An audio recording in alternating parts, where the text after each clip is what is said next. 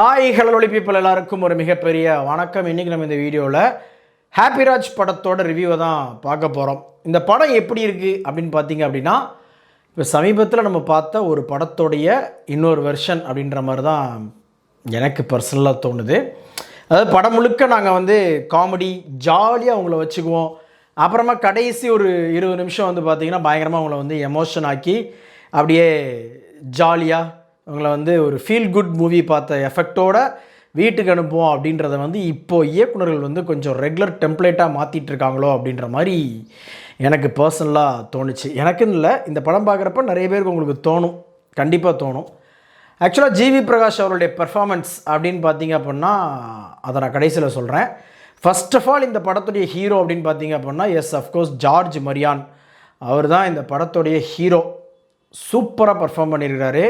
வழக்கமாக தான் அவர் ஒரு சீனை ஹோல்ட் பண்ணி என்னவா இங்கே டெலிவர் பண்ணுறாரோ அதுதான் இங்கே ஆடியன்ஸோடைய கனெக்டாகவே இருக்குது. ஆடியன்ஸ் கூட கனெக்ட் ஆகிறதே அவர் பேசுகிற விஷயங்கள் மட்டும்தான். மற்றபடி இந்த படத்தில் பெருசாக சொல்லும்படியான விஷயம் ஏதாவது இருக்கா அப்படின்னு கேட்டிங்கன்னா இருக்குது. ஆக்சுவலாக நமக்கு பொருந்தாத சில விஷயங்கள்லாம் இருக்குது. என்ன அப்படின்னா, ஹீரோயின் லவ் பண்ணுறாங்க. ஹீரோயினோட அப்பா ஒரு பெரிய பிஸ்னஸ்மேன். ஹீரோ பார்த்திங்கன்னா அவர் பிஸ்னஸ் சம்மந்தப்பட்டு பயங்கரமான ஒரு பெரிய மண்டக்காரராக இருக்கார், அதான் மூலக்காரராக இருக்கார். ஸோ எப்படியாவது தன்னுடைய பெண்ணுக்கு அந்த பையனை கல்யாணம் பண்ணி வச்சு அவருடைய பிஸ்னஸ்க்கு பார்த்திங்கன்னா அடுத்த லெவலில் சூப்பராக மேலே எலிவேட் பண்ணணும் அப்படின்றது தான் அவருடைய தாட்டு. அதனால் அவருடைய பேரண்ட்ஸ்லாம் பெரிய மேட்டரில் அப்படின்னா கூட அவங்க ஒட்டு மொத்தமாக, அதாவது நம்ம தமிழ் கல்ச்சரில் ஒரு கல்யாணம் அப்படின்னு சொன்னால் சுற்றமும் சூழ சொந்த பந்தங்கள்லாம் சேர அப்படின்ற மாதிரி என்ன தான் நீங்கள் அது என்னது பட்ஜெட் கல்யாணம் நடத்தினா கூட சொக்காரங்க ஒரு 5-6 பேர் இல்லாமல் கண்டிப்பாக நடத்த மாட்டாங்க. ஸோ அதே மாதிரி அந்த ஒரு தாட்டோடு அவங்க வர்றப்ப அவங்க லுக்ஸை வச்சு கலாய்கிறதுன்றது ஒன்று இருக்குல்ல. அதாவது லவ் பண்ணி அது கல்யாணம் வரைக்கும் போகாமல் இருக்கிறதுக்கு ஏகப்பட்ட காரணம் இருக்குது. ஆனால் அவங்க ஃபேமிலி அப்புறமா அவங்க அப்பீரன்ஸை ஒரு காரணமாக வைக்கிறது அப்படின்றது ரேசிசமோட ரொம்ப மோசமாக இருந்த மாதிரி எனக்கு பர்சனலாக ஃபீல் ஆச்சு. ஓகேவா?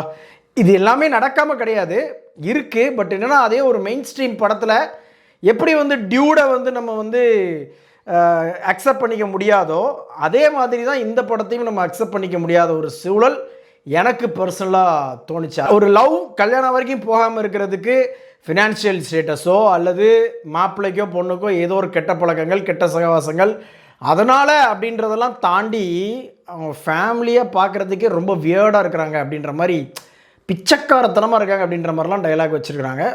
ஓகே, செகண்ட் ஹாஃபில் நீங்கள் அதுக்கு நிறையா காம்பன்சேஷன் வச்சுருக்கீங்கன்னு வச்சுக்கோங்களேன். யாரா பிச்சைக்காரன் அப்படின்னு சொல்கிறதெல்லாம் நல்லா தான் இருக்குது அது செகண்ட் ஹாஃபில் பார்க்குறதுக்கு. பட் ஃபஸ்ட் ஹாஃபில் நீங்கள் என்னவா இங்கே மக்கள்கிட்ட கன்வே பண்ண ஆசைப்படுறீங்க அப்படின்னு ஒன்று இருக்குல்ல. அதேமாதிரி காமெடிஸும் பார்த்திங்கன்னா எல்லா இடத்துலையும் பயங்கரமாக ஒர்க் அவுட் ஆச்சு அப்படின்னு நான் சொல்ல மாட்டேன். ஒரு சில இடங்களில் அங்கங்கே பயங்கரமாக ஒர்க் அவுட் ஆச்சு, அதில் மாற்றுக்கிறதே கிடையாது. அப்புறமா ஹீரோயின், அதுக்காக நாங்கள் சொல்லி ஆகணும், பிரார்த்தனா நாதன் அவங்க தானே. ஆக்சுவலாக ஹீரோயின் மெட்டீரியல் வாங்கிங்களாம், ஏன் இப்படி பண்ணுற, ஏன் இந்த மாதிரிலாம் சின்ன சின்ன ரோல்ஸ்லாம் அக்செப்ட் பண்ணுறீங்க?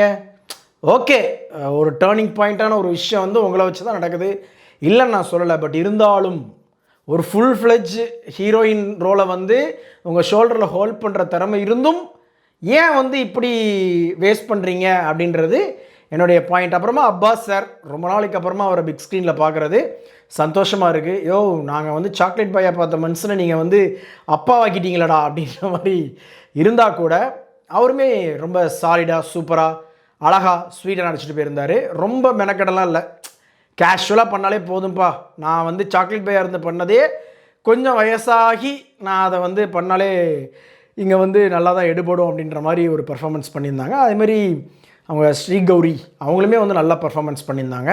இப்போ ஜிவி பிரகாஷ்க்கு வருவோம். ஜிவி பிரகாஷ் இந்த கேரக்டருக்கு பர்ஃபெக்டாக ஆப்டாக சூஸ் ஆகிருக்காப்புல. அதாவது அந்த ஒரு இன்னசென்ஸ் இருக்குது இல்லையா, அது பர்ஃபெக்டாக இருக்குது. மற்றபடி பல இடங்களில் ஏ அப்படின்னு சொல்கிறதெல்லாம் தலைவா கொஞ்சம் குறைச்சிக்கலாம் அப்படின்ற மாதிரி எனக்கு பர்சனலாக தோணுச்சு. அதுக்காக உங்களுக்கு நடிக்க தெரில அப்படின்னு சொல்ல மாட்டேன். இதுக்கு முன்னாடி நீங்கள் நடித்த நிறைய படங்களுக்கு இந்த படத்தில் உங்களுடைய பெர்ஃபார்மன்ஸ் அப்படின்றது நல்லாவே இருந்துச்சு அப்படின்னு தான் நான் சொல்லுவேன். சரி, ஓகே, அப்போ இயக்குனர் உங்களை என்டர்டெயின் பண்ணவே இல்லையாடா அப்படின்னு நீங்கள் கேட்டிங்க அப்படின்னு சொன்னால் என்டர்டெயின் பண்ணியிருக்காப்புல. அதுவும் குறிப்பாக அந்த கிளைமேக்ஸ் காட்சிகள் வந்து பார்த்திங்கன்னா வழக்கமாக நம்ம தமிழ் சினிமாவில் அடித்து துவைக்கப்பட்ட கிளீஷேவான ரைட்டிங். ஆனால் பாருங்கள் நம்மளுக்கு வந்து அதையெல்லாம் மறந்து எமோஷ்னலாக படத்தோட கனெக்ட் ஆகிற மாதிரி வச்சுருக்காங்க. அது ரொம்பவே நல்லா இருந்தது. அதுக்கு முக்கியமான காரணம் ஜார்ஜ் மரியான் அவருடைய பெர்ஃபார்மன்ஸ், இன்னொரு பக்கம் அப்பாஸ் அவருடைய பெர்ஃபார்மன்ஸ். இது ரெண்டுமே வந்து டாப் நாச்சாக இருந்ததுனால நமக்கு வந்து அந்த கிளீஷேவான சீக்வன்ஸ் கூட ஆஹா நல்லா இருக்கேப்பா அப்படின்ற ஒரு தாட்டோட லைட்டாக கண்ணில் ஒரு 2 துளி கண்ணீர் வர வச்சது தான் இந்த படத்துடைய ஒரு மிகப்பெரிய சக்ஸஸ். அதாவது எப்போவுமே இந்த அம்மா பையன் அப்படின்ற அப்புறமா அப்பா பொண்ணு இந்த மாதிரி சென்டிமெண்ட் வந்து பயங்கரமாக ஒர்க் அவுட் ஆகும், கிளிக் ஆகும். அது ஒரு ஜானராக வந்து ஒரு டைமில் பயங்கரமாக ஓடும். இப்போ வந்து பார்த்திங்கன்னா அப்பா பையன் சென்டிமெண்ட் அது ரொம்ப கடைப்புரண்டு ஓடுதுன்னு நினைக்கிறேன். வாரம் ஒரு படம் அந்த மாதிரி ஒரு ஜானரில் வந்துச்சுன்னா நாங்கள் என்ன பண்ணுறது? அதுவும் அதே மாதிரியான டெம்ப்ளேட் இதெல்லாமே இருக்கிறது கொஞ்சம் தவிர்க்கப்படலாம். அட்லீஸ்ட் கொஞ்சம் ரிலீஸையாவது தள்ளி போடுங்க. ஒரே சலிப்பாக இருக்குப்பா. இப்போ தான் போன வாரம் ஒரு படம் பார்த்தோம், அதே சாயலில் இன்னொரு படம் அப்படின்னு சொன்னால் கொஞ்சம் நம்மளுக்கே என்னடா அப்படின்ற மாதிரி ஒரு ஃபீல் வரும்ல. ஸோ அதுக்காக நான் சொல்ல விரும்புகிறேன். ஓவராலாக பார்க்குறப்ப இந்த ஹாப்பிராஜ் வந்து பார்த்திங்கன்னா ஓரளவுக்கு மீடியம் ஹாப்பிராஜ் தான். நான் வந்து ரொம்ப மோசம் அப்படின்லாம் சொல்ல மாட்டேன்.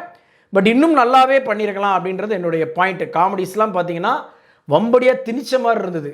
இன்னும் அப்படியே அந்த சீக்வன்ஸோடையே ட்ராவல் ஆகிருந்துச்சு அப்படின்னு சொன்னால் இன்னும் வேறு லெவலில் இருந்திருக்கும் அப்படின்றது என்னுடைய பாயிண்ட் ஆஃப் வியூ. ஸோ எனக்கு இந்த படம் ஒரு 100% சாட்டிஸ்ஃபேக்ஷன் கொடுத்த படமா அப்படின்னு கேட்டிங்கன்னா கடைசி ஒரு 20 நிமிஷம் அந்த கிளைமேக்ஸ் போர்ஷன்ஸ் இதெல்லாம் வந்து ஓகே ஓரளவுக்கு இருந்தது. பட் ஒரு ஃபுல் ஃப்ளெஜ்ஜான ஒரு என்டர்டெயின்மெண்ட் படமாக எனக்கு வந்து இதை கண்டிப்பாக அக்செப்ட் பண்ணிக்க முடியல அப்படின்றது தான் உண்மை. இந்த படத்துக்கு நம்ம ரேட்டிங் பார்த்தீங்கன்னா கண்டிப்பாக 5க்கு 3 கொடுப்பேன். வீடியோ பிடிச்சிருந்துச்சுன்னா லைக் பண்ணுங்கள், ஷேர் பண்ணுங்கள். சேனல்ஸோட வீடியோஸை ஒன்று பார்க்கணும் அப்படின்னா உடனே நம்ம சேனலை சப்ஸ்கிரைப் பண்ணிக்கோங்க.